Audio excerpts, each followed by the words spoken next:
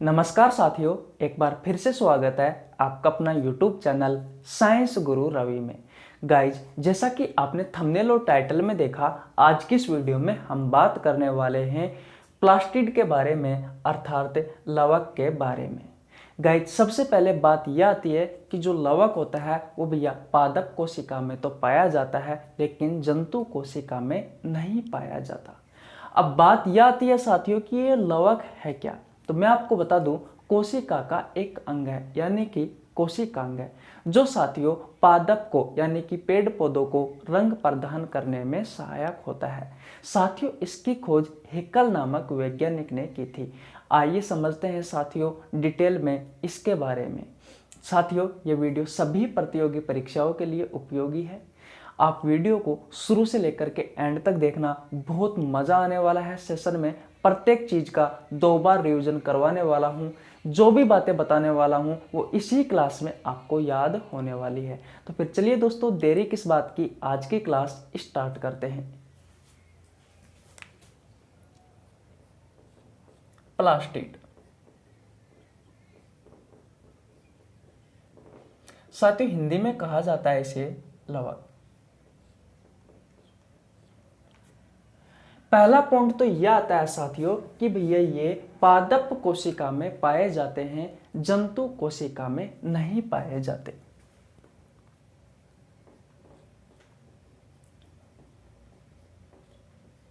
पादप कोशिका में ये साथियों पाए जाते हैं। राइट का चिन्ह है साथियों, पाए जाते हैं। और भैया जंतु कोशिका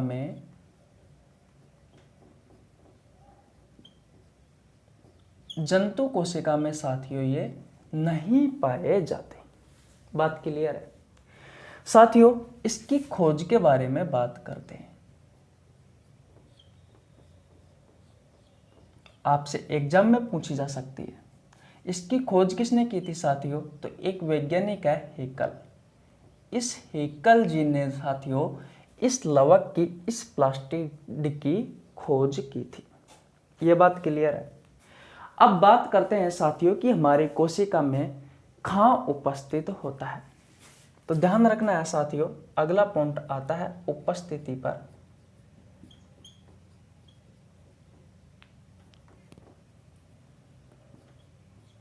तो साथियों ये उपस्थित होता है कोशिका द्रव में।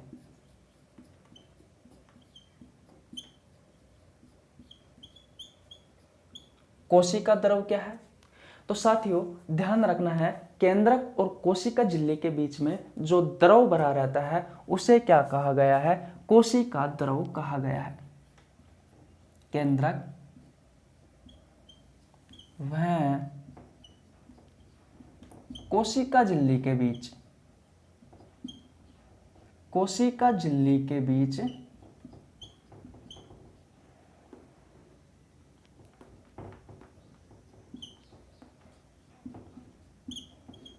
जो द्रव भरा है उसे क्या कहा गया है साथियों, कोशिका द्रव कहा गया है। कहाँ उपस्थित होता है साथियों ये लवक, ये कोशिका द्रव में उपस्थित होता है। कोशिका द्रव क्या है, तो साथियों केंद्रक और कोशिका झिल्ली के बीच में जो द्रव भरा हुआ है वो क्या है साथियों, वो कोशिका द्रव है। लवक क्या है, तो साथियों ये एक प्रकार का कोशिकांग है। क्या है साथियों, कोशिकांग। अब यह बात ही आती है कि कोशिकांग का मतलब क्या होता है। तो कोशिकांग का मतलब होता है साथियों कोशिका का अंग है। कोशिका का अंग है। बात क्लियर है। आगे देखिए भैया, बात आती है कि भैया इसका कार्य क्या है। तो ये तो मैंने आपको बता दिया साथियों कि ये पादप कोशिका में पाया जाता है, जंतु कोशिका में नहीं पाया जाता।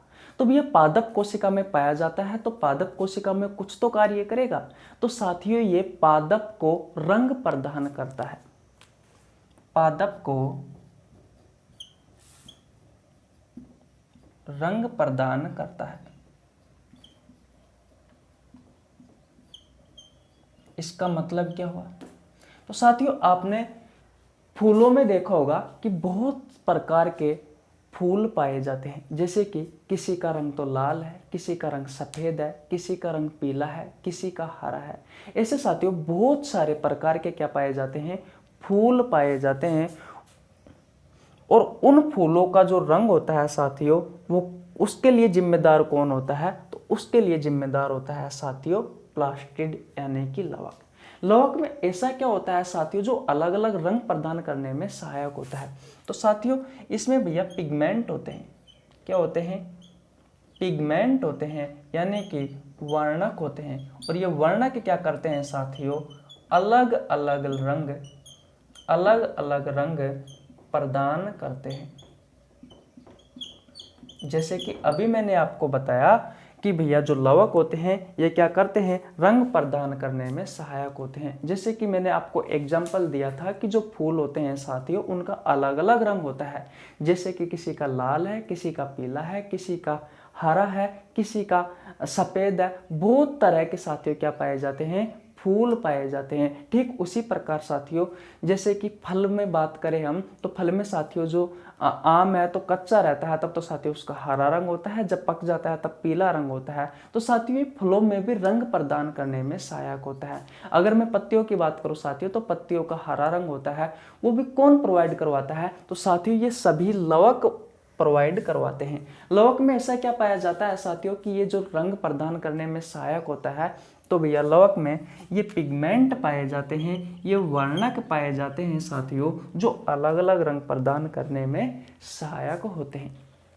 इतनी बात आपको समझ में आ गई। तो भैया मुख्य कार्य क्या है लवक का, तो साथियों पेड़ पौधों को रंग प्रदान करना, या फिर मैं कह सकता हूं कि पादप कोशिका को रंग प्रदान करना। ऐसा क्या पाया जाता है साथियों जो ये अलग अलग रंग प्रदान करता है, तो साथियों इसमें पिगमेंट पाए जाते हैं, इसमें वर्णक पाए जाते हैं, जो अलग अलग रंग के लिए जिम्मेदार होते हैं। जंतु कोशिका में साथियों कोई लवक नहीं पाया जाता, इस बात का आपको ध्यान रखना है। साथियों हमारी जो त्वचा है, उस त्वचा में साथियों एक वर्णक पाया जाता है, एक पिगमेंट पाया जाता है, उसका नाम है मिलेनिन। क्या नाम है साथियों, मिलेनिन वर्णक पाया जाता है। जब ये साथियों सही मात्रा में बनता है तो हमारा जो इंडियंस जो लोग होते हैं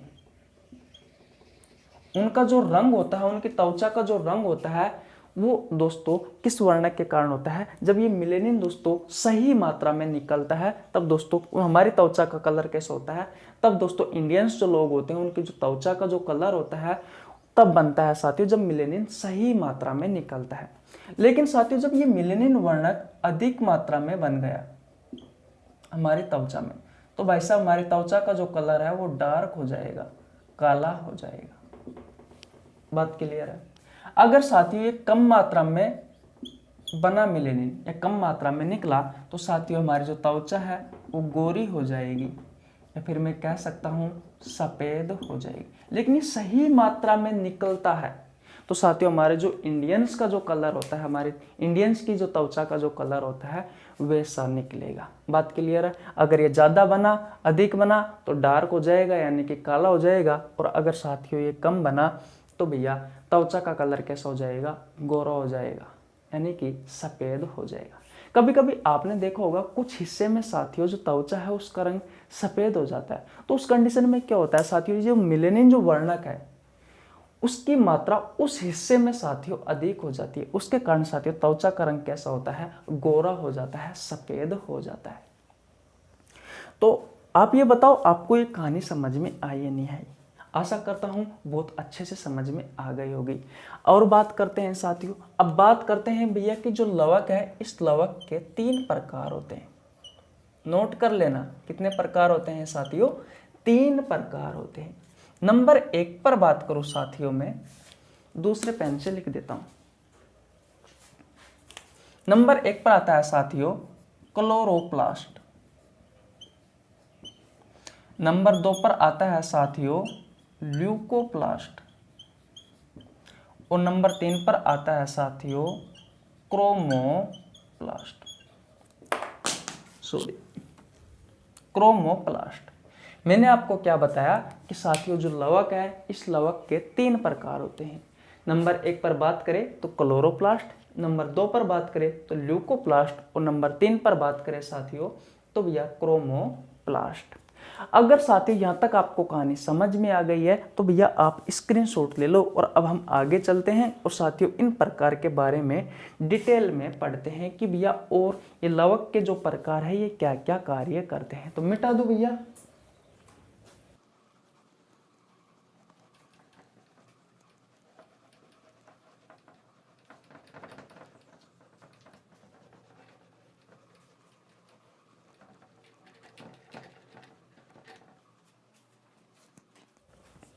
अब देखिए भैया, मैंने आपको बताया था कि जो लवक होता है, जो प्लास्टिड होता है साथियों, ये 3 प्रकार का होता है। एक होता है क्लोरोप्लास्ट, एक होता है ल्यूकोप्लास्ट और एक होता है क्रोमोप्लास्ट। तो साथियों सबसे पहले हम बात करते हैं क्लोरोप्लास्ट की। क्लोरोप्लास्ट की इसे हिंदी में कहा जाता है साथियों हरित लवक। बात क्लियर है साथियों। इस क्लोरोप्लास्ट में क्या होता है,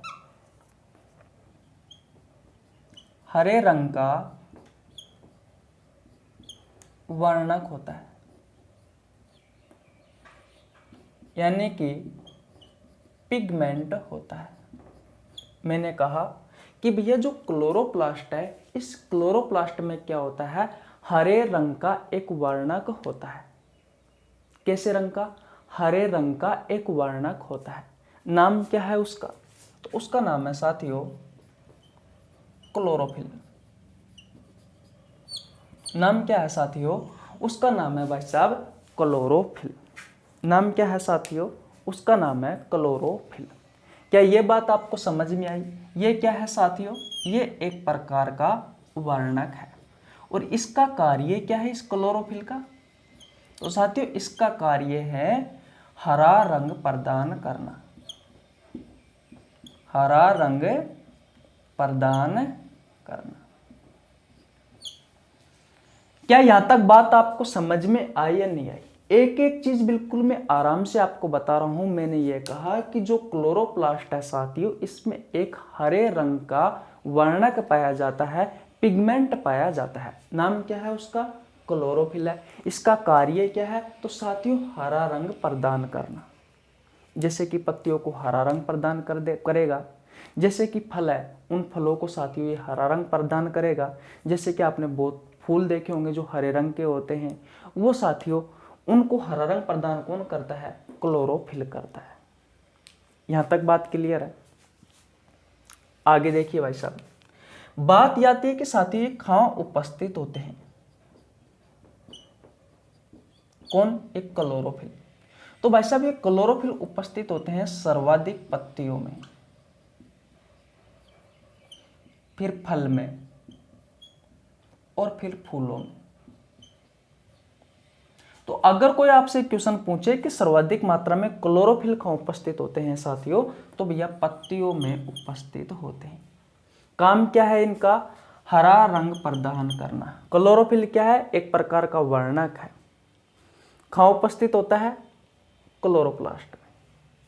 यानी कि जो क्लोरोप्लास्ट है साथियों, उसमें एक हरे रंग का वर्णक पाया जाता है। उस वर्णक का नाम है क्लोरोफिल। इसका कार्य होता है हरा रंग प्रदान करना और साथियों कहाँ उपस्थित होता है, पत्तियों में उपस्थित होता है, फल में उपस्थित होता है, फूलों में उपस्थित होता है।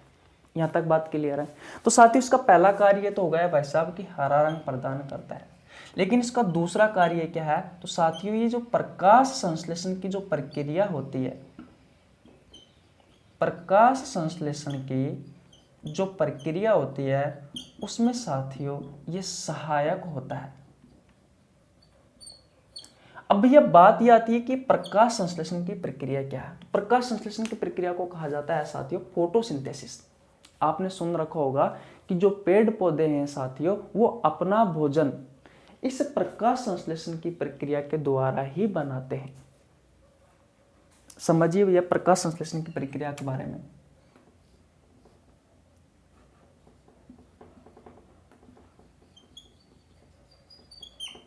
ये क्या है साथियों, ये है एक पौधा और ये क्या है साथियों, ये सूर्य देव है। प्रकाश संश्लेषण की प्रक्रिया में होता क्या है साथियों कि जो पौधे होते हैं वो भैया भोजन बनाते हैं। और भोजन बनाने का मतलब क्या है, चावल रोटी दाल थोड़ी ना बनाएंगे दोस्तों। पेड़ पौधों का जो भोजन होता है वो होता है साथियों ग्लूकोज। क्या होता है, ग्लूकोज। साथियों ये जो भोजन बनाएंगे ये किस प्रक्रिया के द्वारा बनाएंगे, ये प्रकाश संश्लेषण की प्रक्रिया के द्वारा बनाएंगे। साथियों इसमें एक रासायनिक अभिक्रिया होती है, एक रासायनिक अभिक्रिया होती है और इसी रासायनिक अभिक्रिया के द्वारा साथियों ये ग्लूकोज बनता है। अब देखिए भैया वो रासायनिक अभिक्रिया है क्या, तो साथियों होता है क्या है कि जो पेड़ पौधे होते हैं ये पेड़ पौधे साथियों वातावरण से, दिख तो रहा ना आपको, हाँ, वातावरण से क्या लेते हैं साथियों, कार्बन डाइऑक्साइड लेते हैं। ये क्या है साथियों, ये जड़ है और जड़ से क्या लेते हैं साथियों, ये जल लेते हैं। तो भैया ये तो ले लिया अपन ने कार्बन डाइऑक्साइड और ये ले ली साथियों जड़, दोनों आपस में मिल गए। अब साथियों होता है क्या है, सूर्य का प्रकाश, सनलाइट,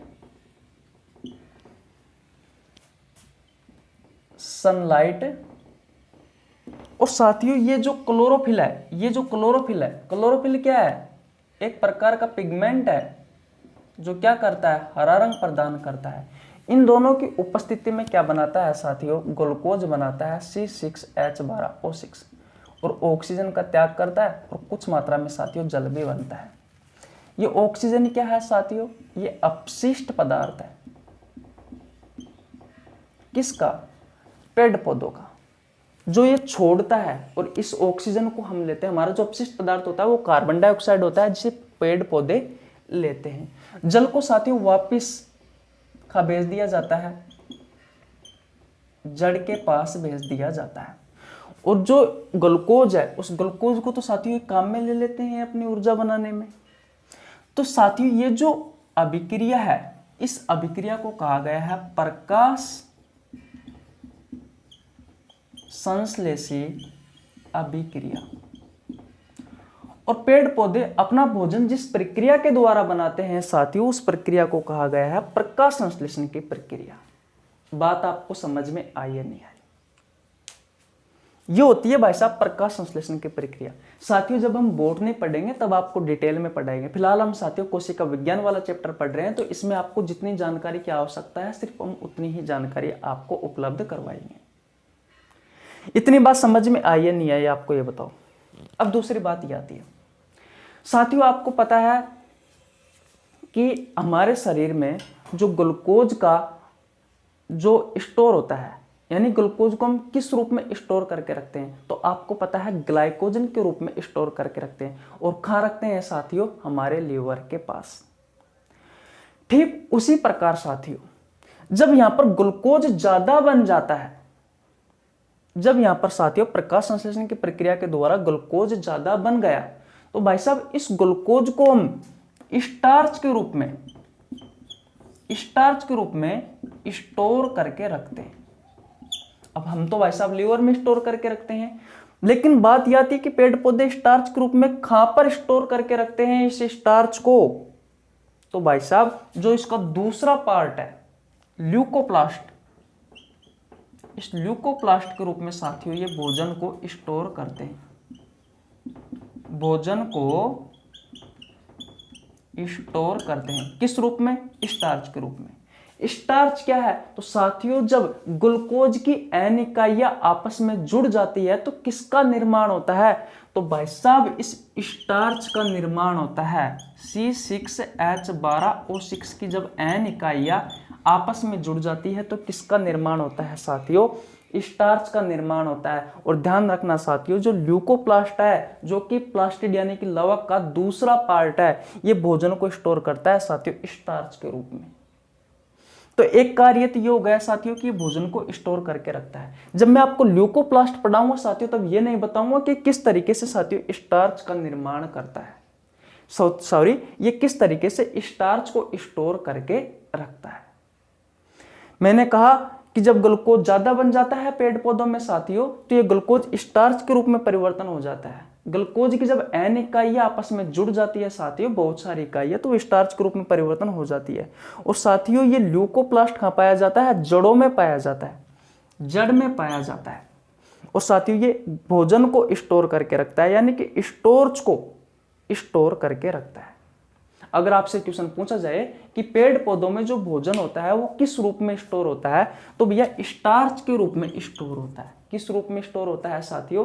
स्टार्च की फॉर्म में स्टोर होता है। तो यह है साथियों आपका हरित लवक, क्लोरोप्लास्ट। स्क्रीनशॉट नहीं लिया है तो स्क्रीनशॉट ले लीजिए। आशा करता हूं साथियों आपको बहुत अच्छे से समझ में आ गया होगा। तो अब हम आगे चलते हैं। चले भैया आगे, मिटा दूं। पहला पार्ट आपको समझ में आ गया, क्लोरोप्लास्ट। दूसरा पार्ट की बात करते हैं साथियों ल्यूकोप्लास्ट के बारे में। मैंने आपको बताया था साथियों कि जो लवक होते हैं इसके 3 प्रकार होते हैं। एक होता है क्लोरोप्लास्ट, एक होता है ल्यूकोप्लास्ट और एक होता है क्रोमोप्लास्ट। हम किसके बारे में पढ़ चुके? हम क्लोरोप्लास्ट के बारे में पढ़ चुके। दूसरा हम क्या पढ़ने वाले हैं? ल्यूकोप्लास्ट पढ़ने वाले हैं साथियों। और ल्यूकोप्लास्ट का भी हम एक कार्य पढ़ चुके कि साथियों ये जड़ में पाया जाता है। और दूसरी बात, ये भोजन को स्टार्च की फॉर्म में स्टोर करके रखता है। किस फॉर्म में स्टोर करके रखता है भैया? स्टार्च की फॉर्म में स्टोर करके रखता है। चलिए अब आगे। अब देखिए भैया, बात करते हैं हम नंबर दूसरे पार्ट की। दूसरे पर कौन आता है साथियों? ल्यूकोप्लास्ट।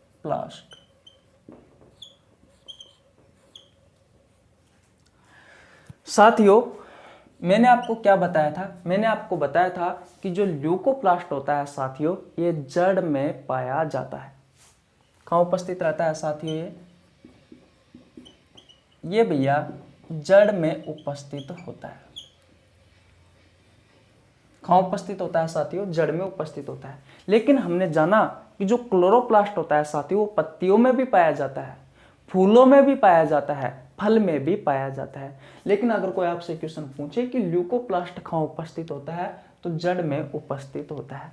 इसका कार्य क्या है? तो साथियों इसका कार्य है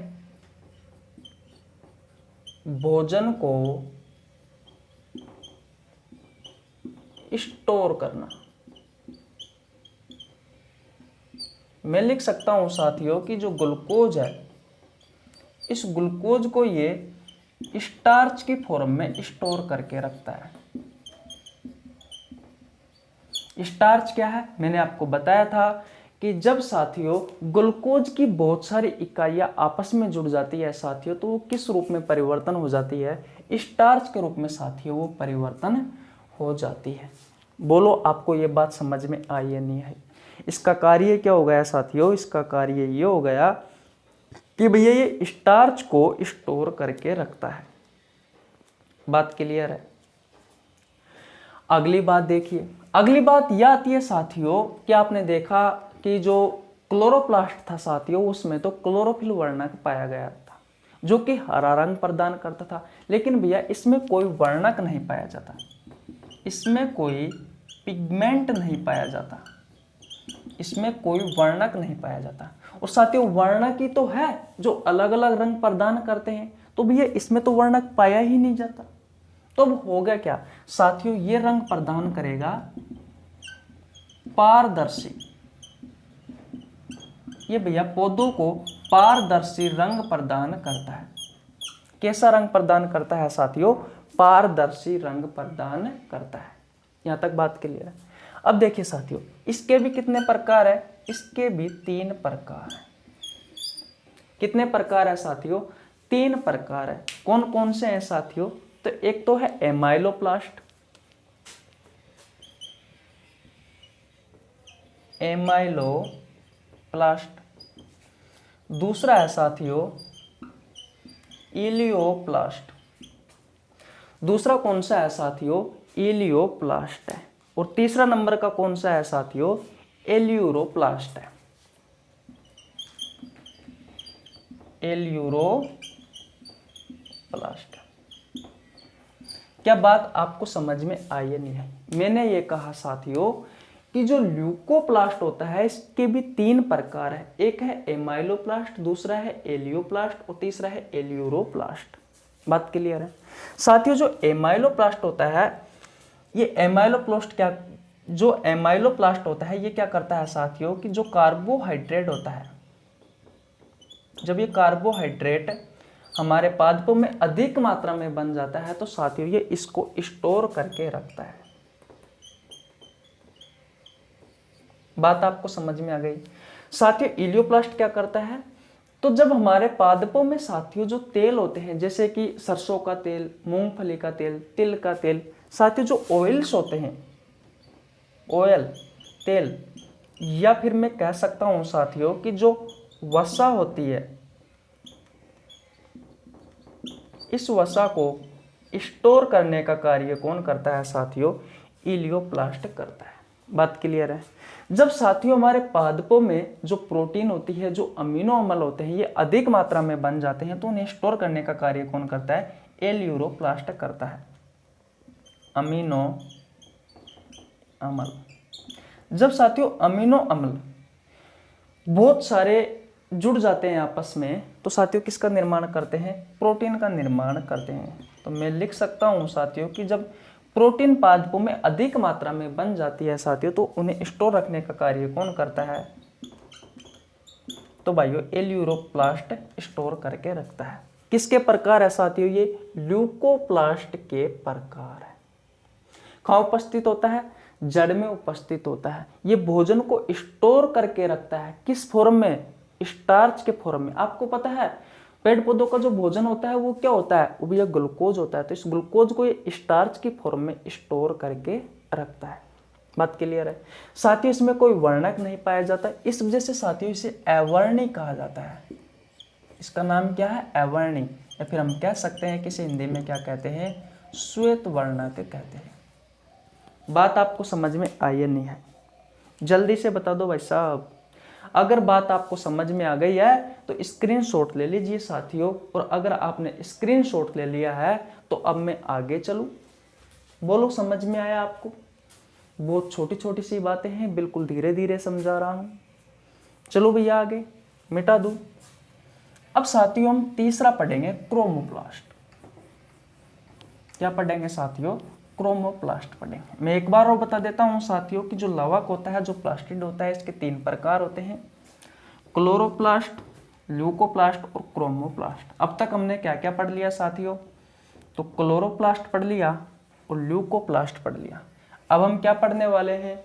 अब हम पढ़ने वाले हैं साथियों क्रोमोप्लास्ट। अब बात करते हैं साथियों हमारा तीसरा प्रकार के बारे में। तीसरा प्रकार कौन सा है? तो है क्रोमोप्लास्ट। इसे बोला जाता है साथियों हिंदी में वर्णी लवक। बात क्लियर है? इसका कार्य क्या है साथियों? तो इसका कार्य है साथियों हरा रंग व पारदर्शी रंग को छोड़कर बाकी जितने भी रंग है साथियों वो सभी रंग ये पादप को उपलब्ध करवाता है। पादप को क्या करवाता है? ये उपलब्ध करवाता है। क्योंकि साथियों जो हरा रंग है वो किसने दिया था? वो दिया था भाई साहब क्लोरोप्लास्ट ने।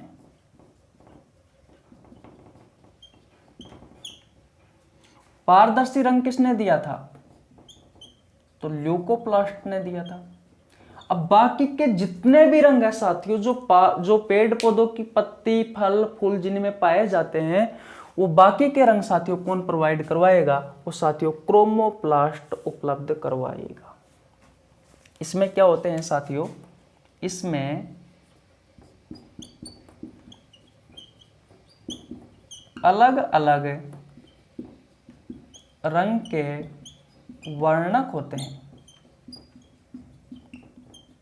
और ये वर्णक क्या करते हैं? अलग अलग रंग प्रदान करने में सहायक होते हैं। बताओ आपको बात समझ में आई या नहीं आई। मैंने ये कहा साथियों कि जो क्रोमोप्लास्ट है ये भैया हरे रंग को छोड़कर और पारदर्शी रंग को छोड़कर बाकी पेड़ पौधों में जितने भी रंग है साथियों वो सभी कौन उपलब्ध कराता है? क्रोमोप्लास्ट उपलब्ध करवाता है। बोलो बात आपको समझ में आई या नहीं आई। अगर ये बात समझ में आ गई है साथियों तो अब ये अलग अलग रंग प्रदान कराएगा तो साथियों उसके लिए कौन जिम्मेदार होगा? वर्णक जिम्मेदार होगा, यानी कि पिगमेंट होगा। जो वर्णक है साथियों बहुत सारे प्रकार के वर्णक होते हैं जो अलग अलग रंग प्रदान करने में सहायक होते हैं। बात ये आती है साथियों कि ये जो क्रोमोप्लास्ट है ये कहाँ उपस्थित होता है? जैसे कि ये तो भैया तीनों में होता है, पत्तियों में भी होता है, फल में भी होता है, फूलों में भी होता है। ये कहाँ उपस्थित होता है? ल्यूकोप्लास्ट। ये भाई साहब जड़ में उपस्थित होता है। ये कहाँ उपस्थित होता है साथियों? क्रोमोप्लास्ट। तो भैया ये उपस्थित होता है फल व फूलों में, फ्रूट्स व फ्लावर में उपस्थित होता है। इतनी बात आपको समझ में आ गई। अब भैया जैसे कि अब एग्जाम्पल लेते हैं कि भैया कौन कौन सा वर्णक है जो अलग अलग रंग प्रदान करता है। सबसे पहले मैं आपसे क्वेश्चन पूछता हूं, आपसे ही क्वेश्चन पूछूंगा और जवाब भी आपको ही देना पड़ेगा। साथियों जो टमाटर होता है उस टमाटर का लाल रंग कौन सा वर्णक प्रोवाइड करवाता है, कौन सा वर्णक देता है? फटाफट कमेंट बॉक्स में बताओ। मैंने आपसे क्वेश्चन पूछा है कि टमाटर का लाल रंग कौन सा वर्णक प्रदान करता है? बताओ। तो साथियों एक वर्णक है ल्यूकोपिन। जो ल्यूकोपिन जो वर्णक है साथियों ये भी टमाटर का लाल रंग प्रदान करता है। सूरजमुखी का जो फूल होता है साथियों उसका पीला रंग, सूरजमुखी का पीला रंग किस वर्णक के कारण होता है? बताओ। तो नाम है साथियों जेंटोफिल। नाम क्या है? जेंटोफिल है।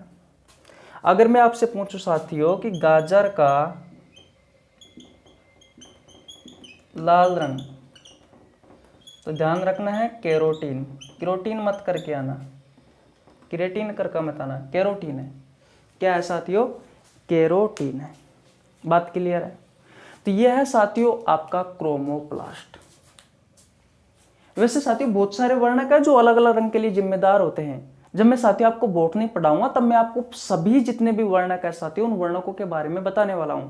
फिलहाल हम कोशिका विज्ञान पढ़ रहे हैं तो बस आपको आपका क्वेश्चन करना है। जैसे जैसे मैं पढ़ाता जाता हूं साथियों आपको वैसे वैसे ही पढ़ना है, एक्स्ट्रा नहीं पढ़ना। बिल्कुल आपका एक भी पॉइंट नहीं छोड़ने वाला। जो जो आपसे एग्जाम में पूछा जाता है वो सभी मैं आपको बताने वाला हूं।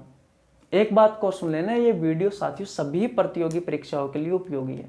साथ ही साथ में आप 9th 10th 11th 12th कोई सी भी एग्जाम की तैयारी कर रहे हो सभी परीक्षाओं के लिए साथियों ये उपयोगी है।